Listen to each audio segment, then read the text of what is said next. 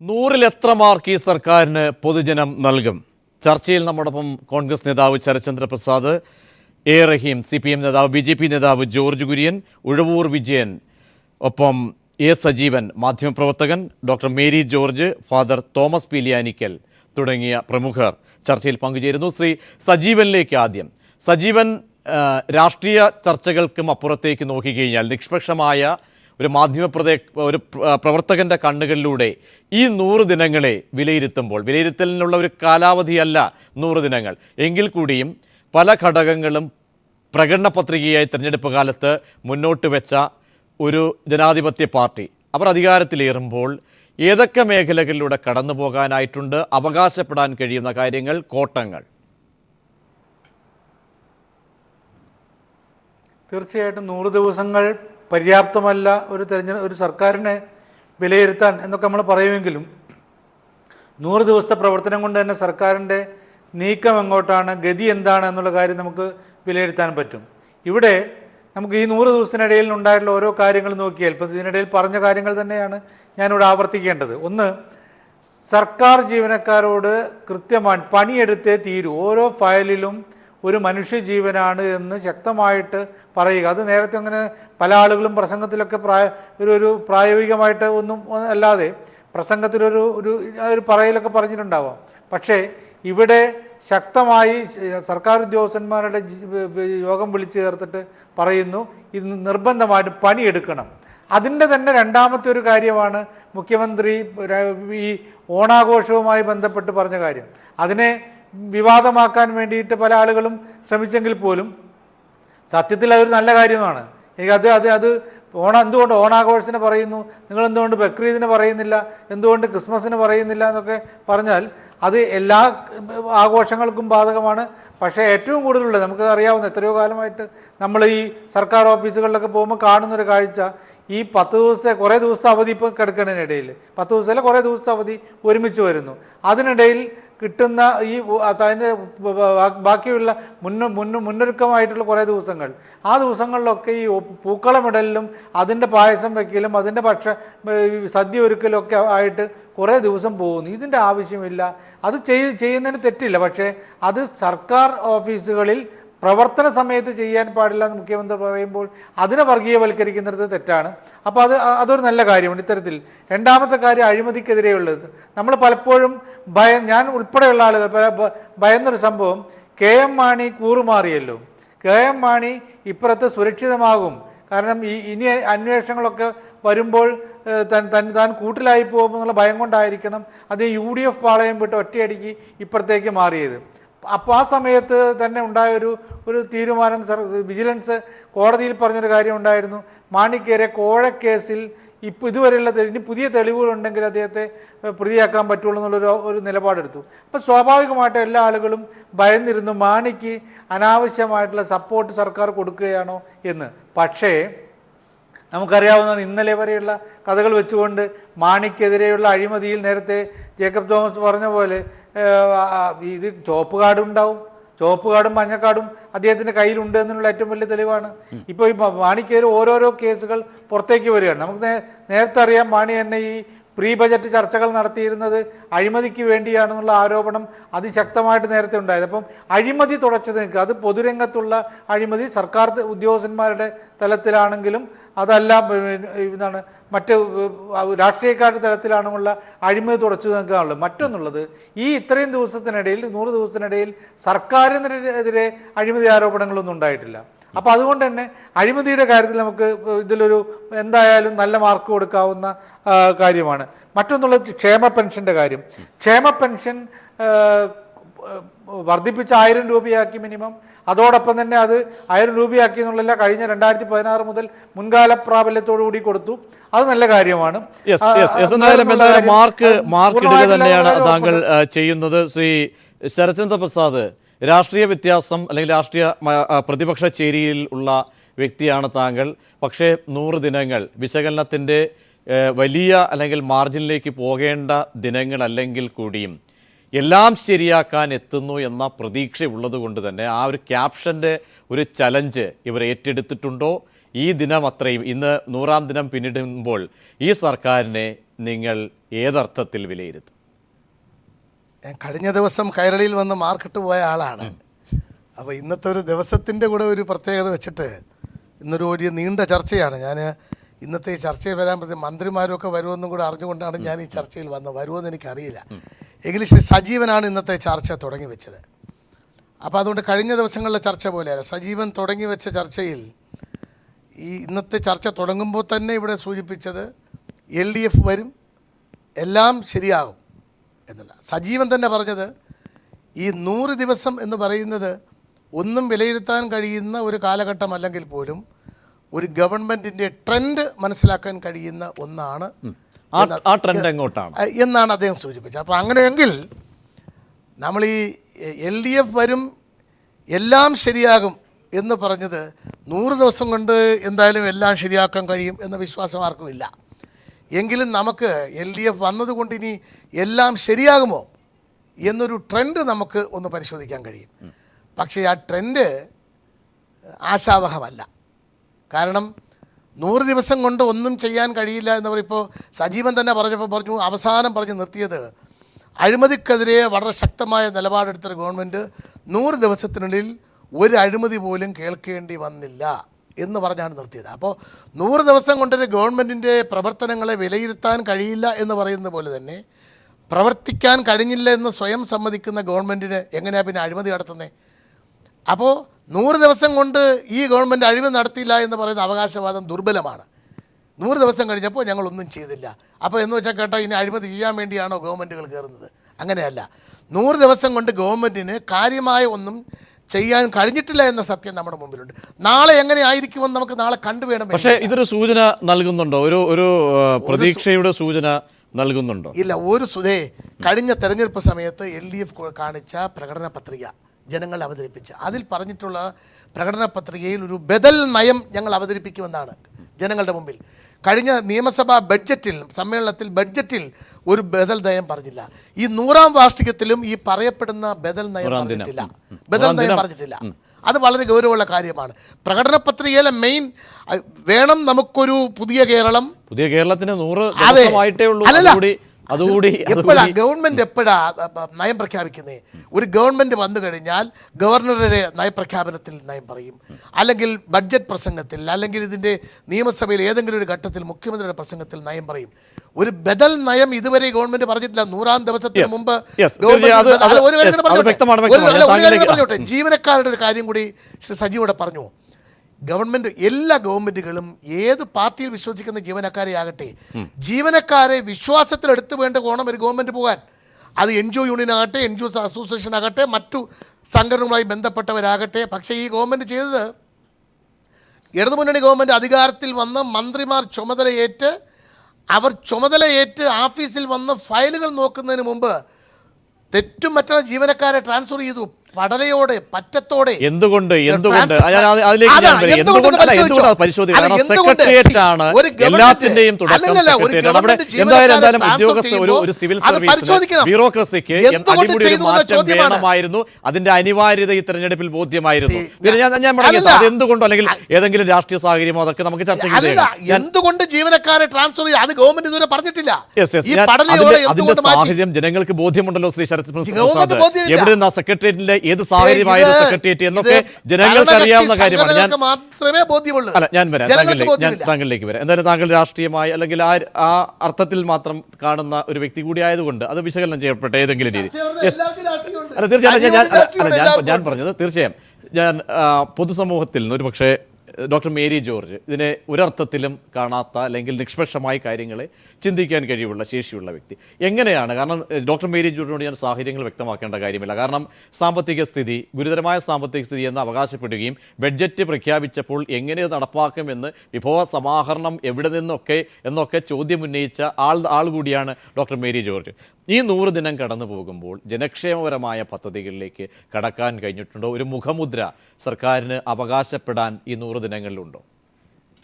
അതായത് 100 ദിനങ്ങൾ കൊണ്ട് തീർച്ചയായിട്ടും നമുക്ക് ഒരു കണക്കെടുപ്പ് നടത്തുമ്പോൾ ഒന്നും തന്നെ കാണില്ല കാര്യമായിട്ട്.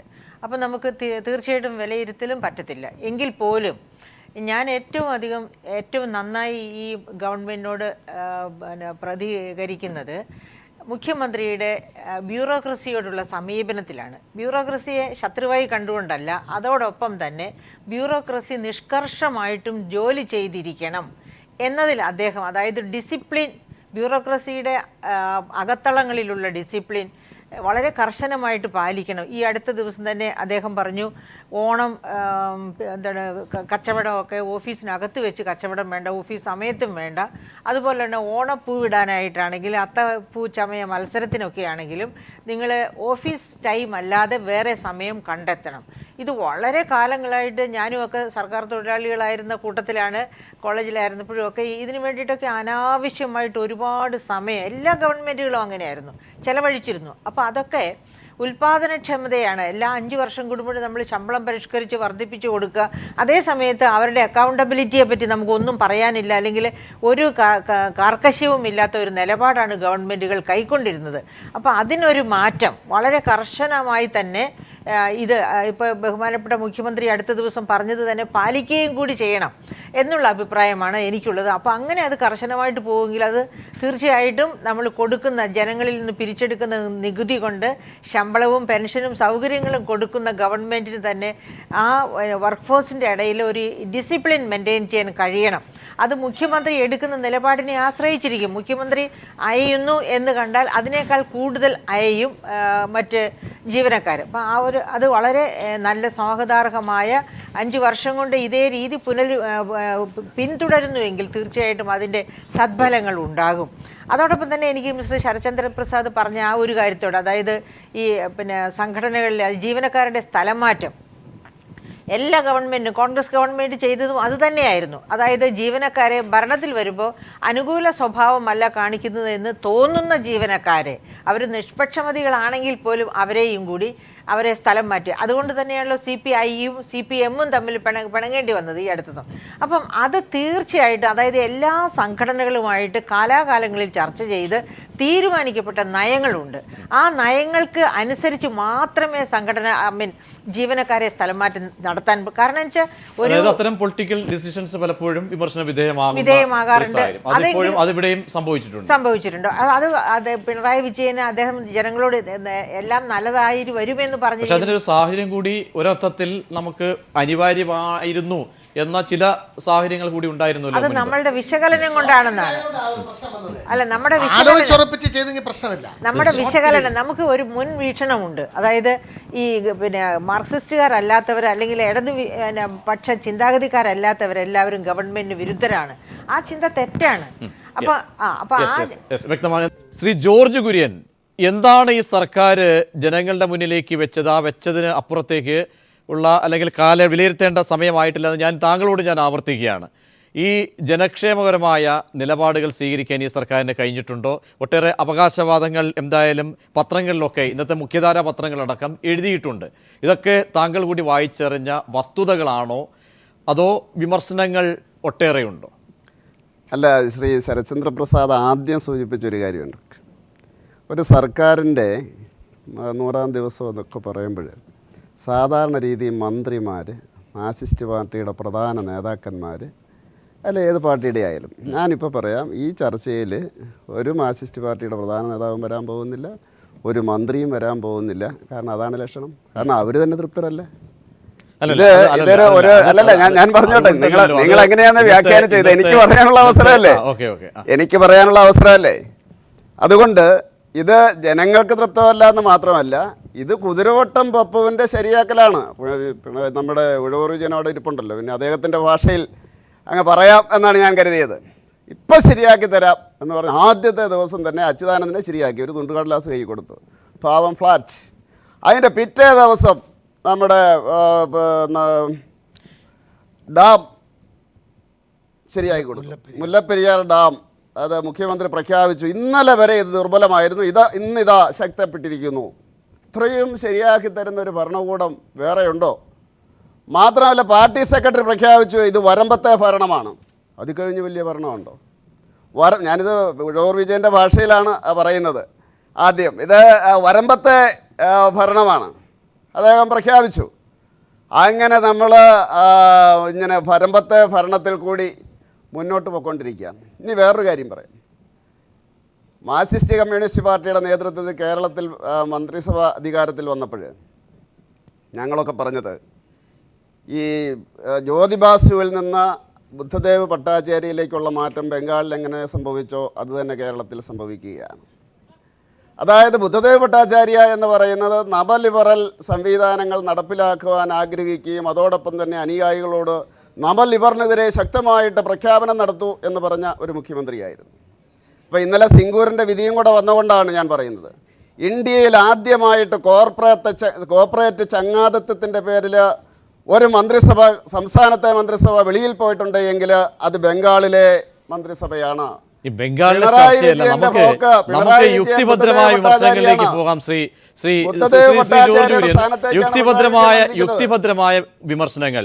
എന്തൊക്കെ പദ്ധതികളാണ് ഈ സർക്കാർ നടപ്പാക്കിയതിനെ അംഗീകരിക്കുന്നെങ്കിൽ അംഗീകരിക്കാം, അതല്ല ഈ മറ്റ് ഏതൊക്കെ കോട്ടങ്ങൾ വരുത്തി ഈ രീതിയിലുള്ള ചർച്ച പോയി നമുക്ക് ബംഗാളിലേക്ക് പോകേണ്ട സാഹചര്യം. അല്ല, അത് ഞാൻ പറയാം. ഇപ്പം മുഖ്യമന്ത്രിയുടെ റേഡിയോ പ്രഭാഷണം ഞാൻ കേട്ടു. അവിടെ നിന്നായിരുന്നു സത്യത്തിൽ തുടങ്ങേണ്ടത്. അദ്ദേഹം അപ്പം അച്ഛന്മാരോടും അമ്മമാരോടും ഒക്കെ പറയുകയാണ് ലഹരി എന്ന് പറഞ്ഞാൽ ജനങ്ങളെ നശിപ്പിക്കും. അപ്പം നമ്മുടെ ബാറിൻ്റെ ഈ എന്താ നയം സർക്കാരിൻ്റെ ഇപ്പോൾ പറഞ്ഞല്ലോ, മക്കളെ കുടിച്ചോളൂ, ടൂറിസ്റ്റുകൾ വരുന്നുണ്ട് നിങ്ങൾ കുടിച്ചോളൂ എന്നല്ല പറഞ്ഞത്. അപ്പോൾ മുഖ്യമന്ത്രി പറയുന്ന ഒരു കാര്യവും നടപ്പിലാക്കുന്ന വേറൊരു കാര്യവും എന്താണ് നയം ആ കാര്യത്തിൽ? അത് പാളിയില്ലേ? മുഖ്യമന്ത്രി ഇപ്പോൾ പറഞ്ഞില്ലേ ലഹരിയിലേക്ക് കുട്ടികളെ വിടാതിരിക്കാൻ വേണ്ടി ശ്രദ്ധിക്കണം. അപ്പം മദ്യനിരോധനമല്ലേ വേണ്ടത്? അല്ല, എന്താണ് വേണ്ട? മദ്യം നിയന്ത്രണമാണോ അതോ മദ്യം വാരിക്കയറി കൊടുക്കുകയാണോ? ആ നയം പാളിയില്ലേ? നിങ്ങൾ ഭരിച്ചോളൂ, മറ്റുള്ളവരെ ജീവിക്കാൻ അനുവദിക്കൂ. എത്ര പേരെയാണ് കൊന്നത്? ഫസൽ ഉൾപ്പെടെ നാദാപുരം, ഞങ്ങൾ BJP-യുടെ കാര്യം പറയുന്നില്ല. അതിപ്പോൾ നസീർ ഉൾപ്പെടെ ഈരാറ്റുപേട്ടയിൽ കമ്മ്യൂണിസ്റ്റുകാരൻ CPM-ൻ്റെ ലോക്കലല്ലോ, അദ്ദേഹം ഒരു സെക്രട്ടറി ആയിരുന്നു, ബ്രാഞ്ച് സെക്രട്ടറി. അപ്പോൾ നിങ്ങൾ ഭരിച്ചോളൂ. 100 ദിവസം ഭരിച്ചപ്പോൾ എത്ര 100-ലേറെ ആൾക്കാരെ നിങ്ങൾ കൊന്നില്ലേ? അപ്പോൾ ഭരിക്കുക, മറ്റുള്ളവരെ ജീവിക്കാൻ അനുവദിക്കുക. CPI-കാരനെ തുടങ്ങിയിട്ടുണ്ട്, ദൈവത്തെ ഓർത്ത് കൊല്ലരുത്, തുടങ്ങി വെച്ചിട്ടുണ്ട്. CPI-കാരുടെ നേരെ ഭരണപരമായിട്ടുള്ള കാര്യത്തിന്റെ പോക്ക് ഇതാണ്. ദൈവത്തെ ഓർത്ത് ഞങ്ങൾ പറയുകയാണ്, BJP-കാരെയും UDF-കാരെയും കൊന്നിരിക്കുകയാണ്. ദൈവത്തെ ഓർത്ത് CPI-കാരെ കൊല്ലരുത്. അതായത് ഒരു വികസന പ്രവർത്തനങ്ങളോ ഒരു ക്ഷേമ പ്രവർത്തനങ്ങളോ ഒന്നും നടത്തിയിട്ടില്ല, അക്രമമായിരുന്നു മാത്രം 100 ദിവസം അരങ്ങേറിയത്. താങ്കളുടെ ഈ മുന്നോട്ട് വെച്ച പ്രസ്താവന സംക്ഷിപ്ത രൂപം അതാണ്. അക്രമ രാഷ്ട്രീയം മാത്രമാണ്.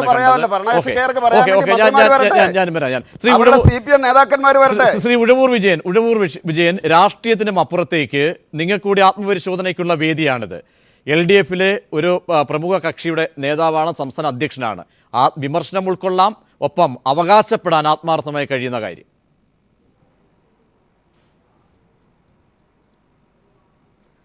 ശ്രീ ജോർജ് കുര്യൻ മാർക്സിസ്റ്റ് പാർട്ടിയുടെ നേതാക്കളാരും ഇല്ലാത്തതിലുള്ള പ്രയാസം ഇവിടെ രേഖപ്പെടുത്തി. ഞാൻ മാർക്സിസ്റ്റ് പാർട്ടിയുടെയും CPI-യുടെയും LDF-ൻ്റെ എല്ലാ കക്ഷികളുടെയും പ്രതിനിധിയായിട്ടാണ് ഇന്നത്തെ കൈരളിയിലെ ഈ ചർച്ചയിൽ പങ്കെടുത്തുകൊണ്ടിരിക്കുന്നത്.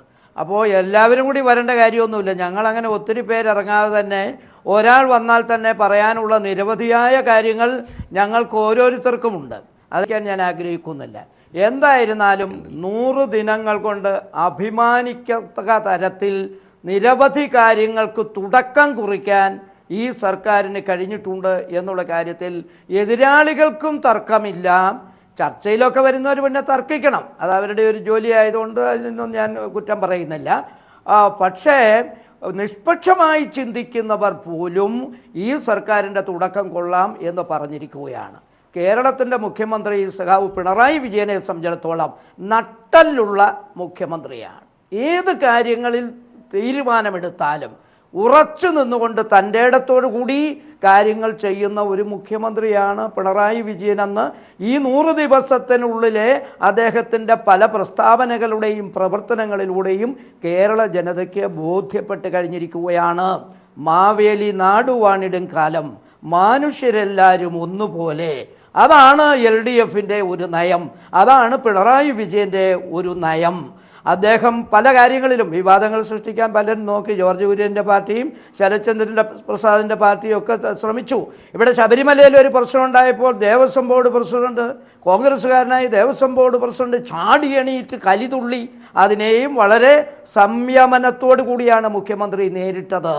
അദ്ദേഹം ദൈവത്തിനെതിരല്ല, LDF ദൈവത്തിനെതിരല്ല. അങ്ങനെയൊക്കെ വരുത്തി തീർക്കാൻ ഇവിടെ BJPക്കാർ ഒളിഞ്ഞും തെളിഞ്ഞുമൊക്കെ ശ്രമിച്ചുകൊണ്ടിരിക്കുകയാണ്.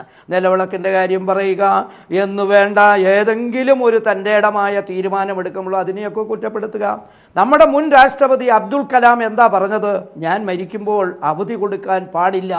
ഇന്ത്യയുടെ ചരിത്രത്തിൽ ലോകത്തിന് മാതൃകയായി ഒരു രാഷ്ട്രപതിക്ക് അങ്ങനെ പറയാൻ കഴിഞ്ഞു എങ്കിൽ ആ തരത്തിലുള്ള ഒരു നിലപാടാണ് സഖാവ് പിണറായി വിജയൻ ഇവിടെ സ്വീകരിച്ചിട്ടുള്ളത്. അവധിയെടുക്കുക, ജോലി ചെയ്യാതിരിക്കാൻ മാർഗങ്ങൾ കണ്ടെത്തുക, അതല്ല. ഇപ്പം ലഡു വിതരണം ചെയ്തപ്പോഴും ഞങ്ങളെടുത്ത നിലപാടെന്താ? ലഡു വിതരണം ചെയ്യുന്നതിലോ ബർത്ത്ഡേ ആഘോഷിക്കുന്നതിലോ തെറ്റില്ല, പക്ഷേ അത് ഓഫീസിനകത്തോ ഓഫീസിൻ്റെ ആ സമയത്ത് ജോലിക്ക് തടസ്സം ഉണ്ടാക്കിക്കൊണ്ട് ചെയ്യാൻ പാടില്ല എന്നേ പറഞ്ഞുള്ളൂ. അതുപോലെ ഉദ്യോഗസ്ഥന്മാരെ നിയമിക്കുന്ന കാര്യത്തിൽ ഇവിടെ മദ്യനയത്തെക്കുറിച്ച് ജോർജ് കുര്യൻ ചോദിക്കുകയുണ്ടായല്ലോ. ഋഷിരാജ് സിംഗിനെ ഞങ്ങൾ എന്തിനാ എക്സൈസ് കമ്മീഷണറാക്കിയത്? ഞങ്ങൾ ചാടിക്കളിക്കട ആടിക്കളിക്കട കൊച്ചുരാമ കുഞ്ഞിരാമ എന്ന് പറയുമ്പോൾ അതനുസരിച്ച് ആടിക്കളിക്കുകയും ചാടിക്കളിക്കുകയും ചെയ്യുന്ന കൊച്ചുരാമന്മാരും കുഞ്ഞിരാമന്മാരും അല്ല ഈ ഗവൺമെൻറ് തലപ്പത്തേക്ക് കൊണ്ടുവന്നിട്ടുള്ളത്. ജേക്കബ് തോമസ് വിജിലൻസ് ഡയറക്ടർ തൻ്റെടമായ നിലപാട് സ്വീകരിക്കുന്നു. ഞങ്ങൾ ആരോടും മൃദു സമീപനമില്ല. മാണി സാറിനോട് ഞങ്ങൾക്ക് ഒരു മൃദു സമീപനമില്ല. അദ്ദേഹം തെറ്റ് ചെയ്തിട്ടുണ്ടെങ്കിൽ എന്ന് കരുതി രാഷ്ട്രീയ വൈരാഗ്യം തീർക്കാൻ UDF സർക്കാർ ചെയ്ത പോലെ ആളുകളെ പ്രകടന പത്രിക അന്വർത്ഥമാക്കി ഇടതുപക്ഷ ജനാധിപത്യ മുന്നണി സർക്കാർ 100 ദിവസം പൂർത്തിയാക്കുമ്പോൾ ക്ഷേമ പെൻഷനുകൾ ഒക്കെ ഏത് രീതിയിൽ നൽകി ആ റിപ്പോർട്ടിലേക്കും പോകണം. ഡോക്ടർ മേരി ജോർജ് ആ സാമ്പത്തിക ഗുരുതരമായ ക്രൈസിസിലും വളരെ ഗുരുതര അവസ്ഥയിലും ഈ രീതിയിൽ ക്ഷേമ പെൻഷനുകൾ ജനകീയ പദ്ധതികളോട് സർക്കാർ എന്ത് നിലപാടെടുത്തു? ഡോക്ടർ മേരി ജോർജിലേക്ക് എത്തുന്നതിന് മുൻപ് ശ്രീ റഹീം ഇവിടെ ഉന്നയിച്ച ചില വിമർശനങ്ങൾ, ഇന്ന് 100-ാം ദിനത്തിൽ പല കാര്യങ്ങളും വിമർശിക്കപ്പെടണം, വിമർശന വേദി കൂടിയാണ്. ശ്രീ ജോർജ് കുര്യൻ പറഞ്ഞ കാര്യങ്ങൾ താങ്കൾ ഓർത്ത് കാണും. കാരണം അക്രമരാഷ്ട്രീയത്തിൻ്റെ പോലീസിനെ അടക്കം ഒരുപക്ഷെ കയറൂരി വിടുന്നതിൻ്റെ സാഹചര്യങ്ങളൊക്കെ ശരത്ചന്ദ്ര പ്രസാദ് ചൂണ്ടിക്കാട്ടി, ജോർജ് കുര്യനൊക്കെ ചൂണ്ടിക്കാട്ടി. ഈ ഘട്ടത്തിൽ വിമർശനം കൂടി ഉൾക്കൊണ്ടുകൊണ്ടുള്ള ഒരു മാർക്കിടൽ അല്ലെങ്കിൽ വിലയിരുത്തലിലേക്ക് പോയാൽ? ശ്രീ ശരത്ത് പറഞ്ഞത് എന്താണെന്ന് ഞാൻ കേട്ടില്ല. ഞാൻ വരുന്നതിന് മുമ്പാണ് അദ്ദേഹം പറഞ്ഞത്. ശ്രീ ജോർജ് കുര്യൻ പറഞ്ഞത് ഞാൻ വളരെ ശ്രദ്ധയോടെ കേട്ടിരിക്കുകയായിരുന്നു.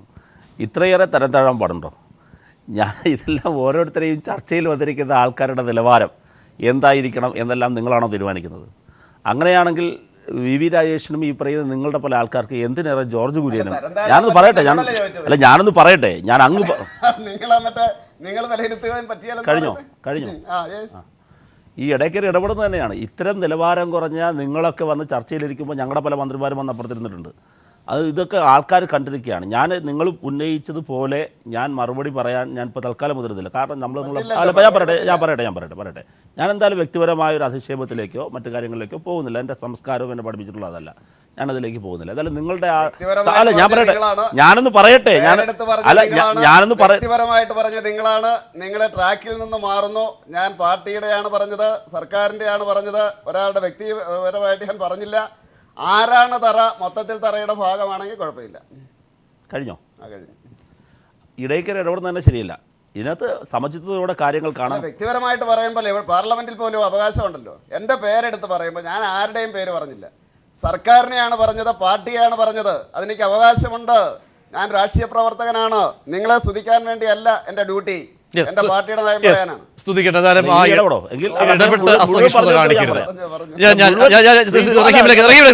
Shri doctor Thomas Isaac telephone ലൈനിൽ ചേരുന്നു. ഡോക്ടർ ഐസക്, എന്തായാലും സർക്കാരിൻ്റെ 100-ാം ദിനം പിന്നിടുന്ന ഒരു ഘട്ടമാണ്. ഡോക്ടർ മേരി ജോർജ് ഉൾപ്പെടെയുള്ള സാമ്പത്തിക വിദഗ്ധർ നമ്മോടൊപ്പം ഈ ചർച്ചയിൽ പങ്കുചേരുന്നുണ്ട്. ജോർജ് കുര്യൻ BJP നേതാവ് വളരെ അതിനിശ്ചിതമായി തന്നെ സർക്കാരിനെ വിമർശിക്കുന്ന കാര്യം ഘട്ടമൊക്കെ ഉണ്ടായി. 100-ാം ദിനത്തിൽ ആത്മവിശ്വാസത്തോടു കൂടി അംഗീകരിക്കാൻ കഴിയുന്ന കാര്യങ്ങൾ, ഒപ്പം കോട്ടങ്ങൾ കൂടി ഒന്ന് വിലയിരുത്തിയാൽ? ഏറ്റവും പ്രധാനപ്പെട്ടത് കേരളത്തിലെ മൂലധനനിക്ഷേപത്തിൽ വരാൻ പോകുന്ന വമ്പിച്ച കുതിച്ചുകയറ്റമാണ്. കഴിഞ്ഞ 5 വർഷക്കാലത്ത് ശരാശരി 2000-3000 കോടി രൂപയാണ് മൂലധന നിക്ഷേപമായിട്ട് മുടക്കിക്കൊണ്ടിരുന്നത്. എന്നാൽ ഈ വർഷം അത് 20,000 കോടി രൂപയായിട്ട് ഉയർത്തുകയാണ്. ഈ തോതിൽ മൂലധന ചെലവ് 5 വർഷം തുടരാൻ കഴിഞ്ഞാൽ അത് കേരളത്തിന്റെ മുഖച്ഛായ മാറ്റും. ഇത് പ്രഖ്യാപിച്ചപ്പോൾ ബഡ്ജറ്റ് തന്നെ ഒരു സ്വപ്നമാണ്, അയാഥാർത്ഥ്യമാണ് എന്നൊക്കെ വിമർശിച്ചവര് 2 മാസം കൊണ്ട് ഇപ്പോൾ പറഞ്ഞ കാര്യങ്ങളൊക്കെ അതുപോലെ നടപ്പിലായി തുടങ്ങിയിട്ടുണ്ട്. ഫിനാൻസ് കമ്പനി രൂപീകരിച്ചു, അതിന്റെ നടത്തിപ്പിലെ ചിട്ടകൾക്ക് ക്യാബിനറ്റ് രൂപം നൽകി, കഴിഞ്ഞ ദിവസം തന്നെ ബോർഡിന് രൂപം നൽകി. ഓണം കഴിഞ്ഞാൽ ആദ്യത്തെ ബാച്ച് നിർമ്മാണ പ്രവൃത്തിക്ക് അംഗീകാരം നൽകിയാണ്. ഏത് കാലത്ത് കേരളത്തിൽ നടന്നിട്ടുണ്ട്? എനിക്കിത് ഏറ്റവും നിർണായകമായിട്ടുള്ള കാൽവെപ്പിലാണ്. 2 ക്ഷേമ പദ്ധതികൾ ഇപ്പോഴ് 1000 രൂപയുടെ പെൻഷന്റെ വിതരണം വീട്ടിലെത്തിച്ചുകൊണ്ടിരിക്കുകയാണ്. 3000 കോടി രൂപയാണ് ഇതിനു വേണ്ടി ചെലവ് വരുന്നത്.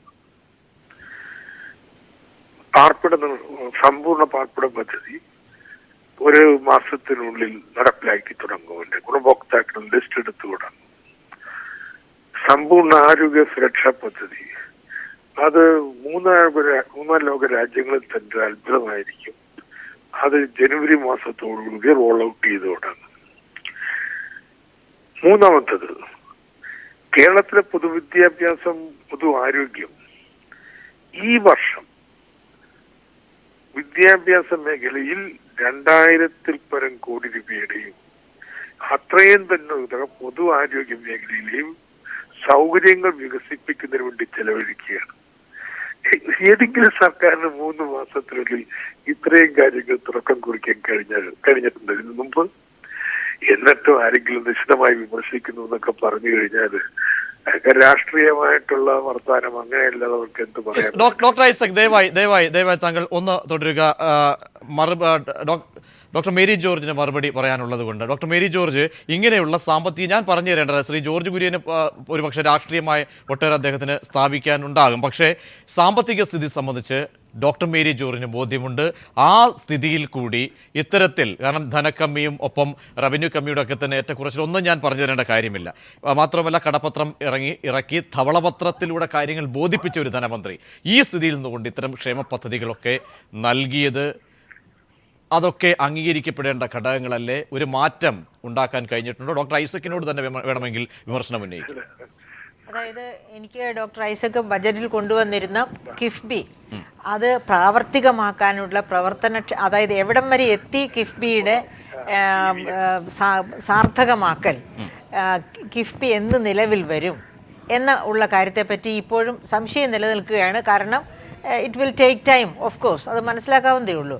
പിന്നെ അതോടൊപ്പം തന്നെ റവന്യൂ വരുമാനം വർദ്ധിപ്പിക്കാനായിട്ട്, അതായത് ടാക്സ് വരുമാനത്തിലെ, നികുതി വരുമാനത്തിലെ പഴുതുകൾ അടയ്ക്കും എന്ന് പറഞ്ഞിട്ടുണ്ട്. അങ്ങനെ 20-25% വരെ അതിൻ്റെ വരുമാനം വർദ്ധിപ്പിക്കും എന്ന് പറഞ്ഞിട്ടുണ്ട്. അപ്പം അതിനുള്ള നടപടികൾ വളരെ കൂടുതലായിട്ടൊന്നും ഈ 100 ദിവസത്തിനകം കാണാൻ പറ്റിയില്ല. ഒരുപക്ഷെ ബജറ്റുമായിട്ട് മുന്നേറിയതിൻ്റെ ഫലമായി. ചുരുക്കത്തിൽ ഇതാണ്, കിഫ്ബിയുടെ കാര്യത്തിലും 25% വരെ നമ്മൾ മൂലധനം സ്വരൂപിക്കുന്നത്, ഒന്ന് നികുതി ചോർച്ച അത് തടഞ്ഞുകൊണ്ട്, ഇതിലൊക്കെ നടപടി 100 ദിവസം കഴിഞ്ഞിട്ടും കാണുന്നില്ല എന്നാണ് ഐസക് പറയുന്നത്. ഡോക്ടർ ഐസക്, അദ്ദേഹം എയർപോർട്ടിനുള്ളിലേക്ക് കയറി എന്ന വിവരമാണ് ലഭിക്കുന്നത്. അതുകൊണ്ട് തന്നെ ടെലിഫോൺ ലൈനിൽ ബന്ധപ്പെടാൻ കഴിയുന്നില്ല. റഹീമ, ഇതാണ് വസ്തുത. നേരത്തെ ജോർജ് കുര്യൻ ഉന്നയിച്ച, ജോർജ് കുര്യൻ രാഷ്ട്രീയം മാത്രമായി കാണുകയാണോ വസ്തുതകൾ എന്തായാലും സാമ്പത്തിക വിദഗ്ധ എന്ന നിലയിൽ? ഞാൻ റഹീമിലേക്ക് പോകുന്നതിന് മുമ്പ് ഡോക്ടർക്ക് പോകേണ്ടതുണ്ട്. തുടരാം. അപ്പം അങ്ങനെ ഉള്ള ഒരു സാഹചര്യത്തിൽ എനിക്ക്, പക്ഷേ ഇപ്പോൾ കശുവണ്ടി ഫാക്ടറികൾ, അടഞ്ഞു കിടന്ന കശുവണ്ടി ഫാക്ടറികൾ തുറന്നു 18,000-ഓളം കശുവണ്ടി തൊഴിലാളികൾക്ക് വരുമാനം ഉണ്ടാകത്തക്ക രീതിയിൽ ഈ ഓണമാകുമ്പോൾ അത് തീർച്ചയായിട്ടും നല്ലൊരു സംഗതിയാണ്, നിരാകരിക്കേണ്ടതല്ല. അതോടൊപ്പം തന്നെ എനിക്ക് എതിർത്ത് പറയാൻ ഒരു കാര്യമുള്ളത്, ഇപ്പോൾ തന്നെ ഇന്നലെയൊക്കെ ആയിട്ട് വന്നിരിക്കുന്ന വാഗ്ദാനങ്ങളുടെ കൂട്ടത്തിൽ സർക്കാർ ഉദ്യോഗസ്ഥർക്ക് 15,000 രൂപ അഡ്വാൻസ് കൊടുക്കുന്നു. സർക്കാർ ഉദ്യോഗസ്ഥർക്ക് അഡ്വാൻസ് കൊടുക്കുന്ന വെച്ചാൽ 40% ശമ്പള വർധനവ് ഈ അടുത്ത നാളിലാണ് നിറവേറ്റി കഴിഞ്ഞത്. അതിൻ്റെ കൂടെ ഇപ്പോൾ 15,000 രൂപയുടെ അഡ്വാൻസ് ഓണത്തിന് വേണ്ടി കൊടുക്കുമ്പോൾ ഒരു ഇൻകത്തിൻ്റെ പരിധി പോലും നിശ്ചയിക്കാതെ കൊടുക്കേണ്ട ആവശ്യം ഉണ്ടായിരുന്നു, അവർക്ക് കൊടുക്കുന്നു. അതുപോലെ തന്നെ 22,000 രൂപയിൽ താഴെയുള്ളവർക്ക് 3,800 മറ്റോ രൂപ കൊടുക്കുന്നു. ഫെസ്റ്റിവൽ അലവൻസ് ആയിട്ട് കൊടുക്കുന്നു. എല്ലാവർക്കും 1,500 രൂപ 2,400 രൂപ ഫെസ്റ്റിവൽ അലവൻസ് കൊടുക്കുന്നു.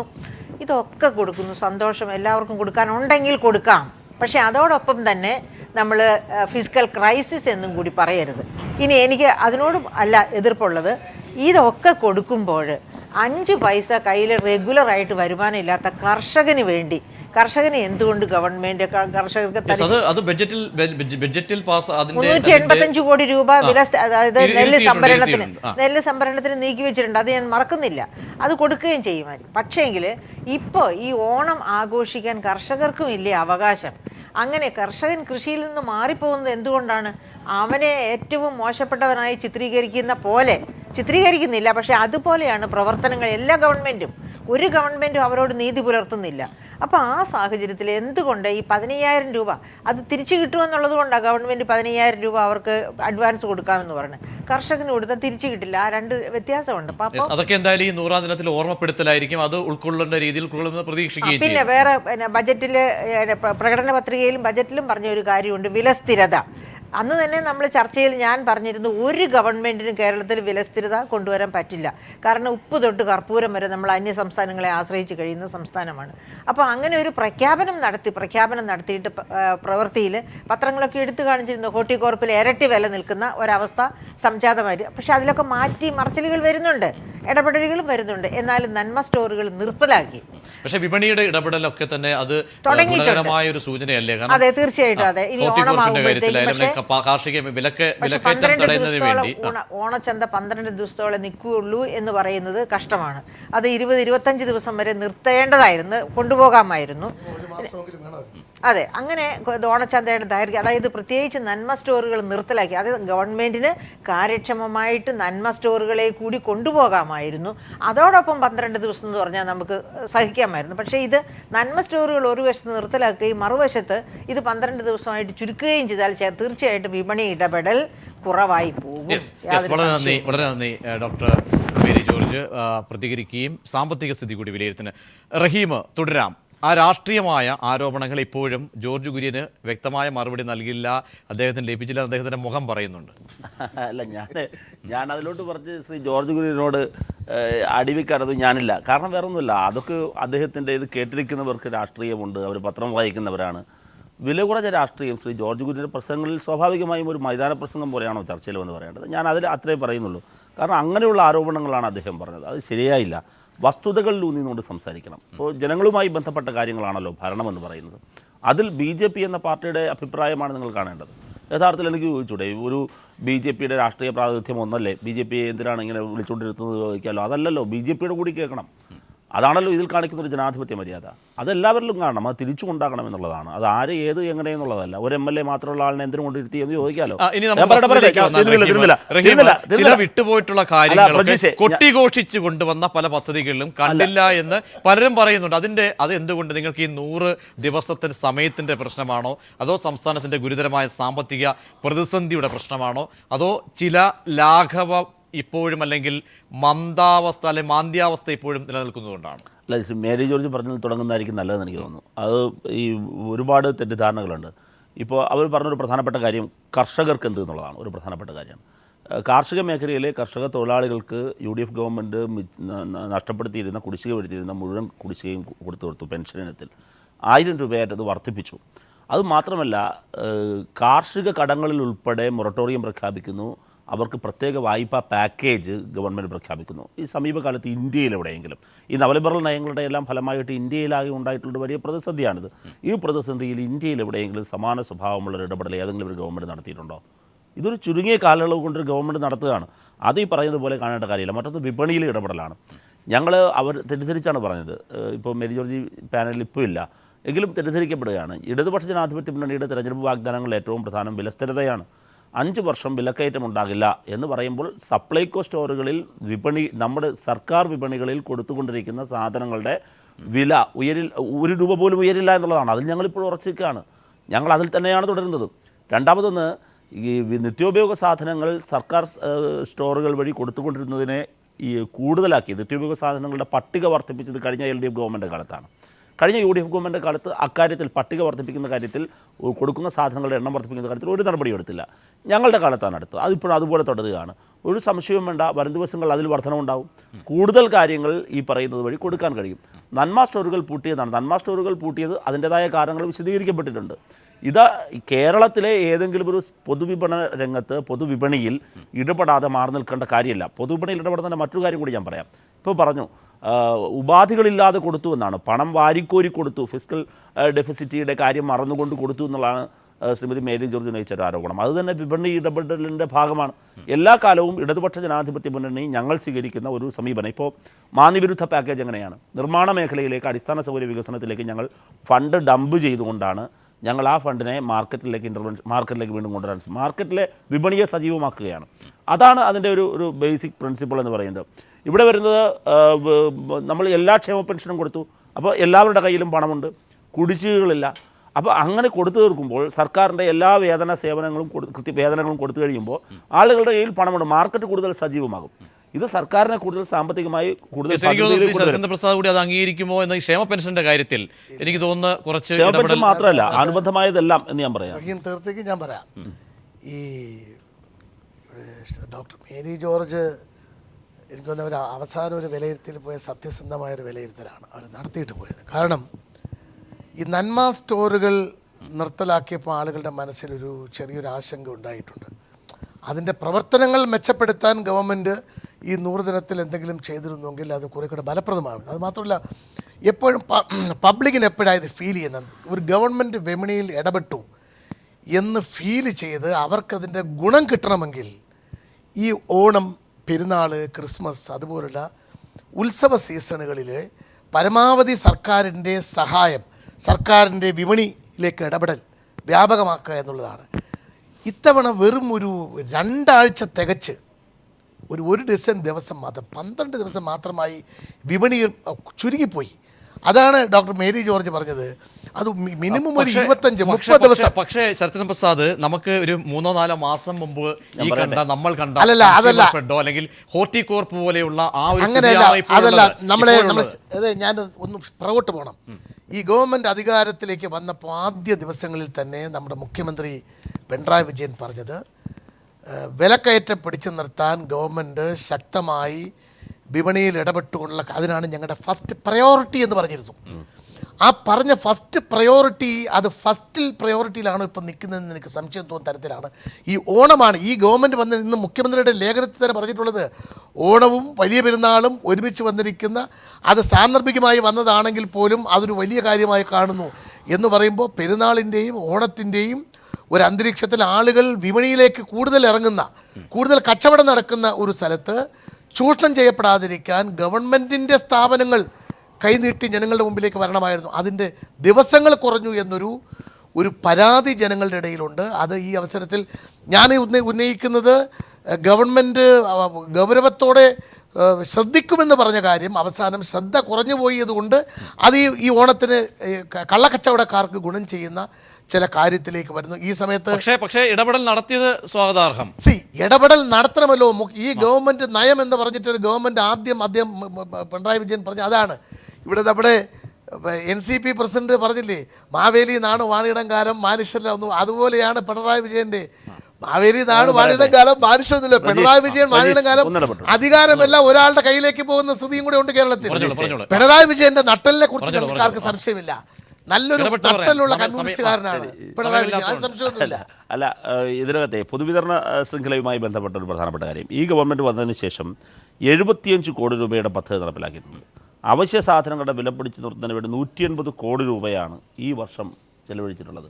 മാവേലി സ്റ്റോറുകളുടെ അടുത്ത് നമ്മൾ വില കൂട്ടാൻ പോകുന്നു. ഈ വർഷം ചെലവഴിച്ചതാണോ?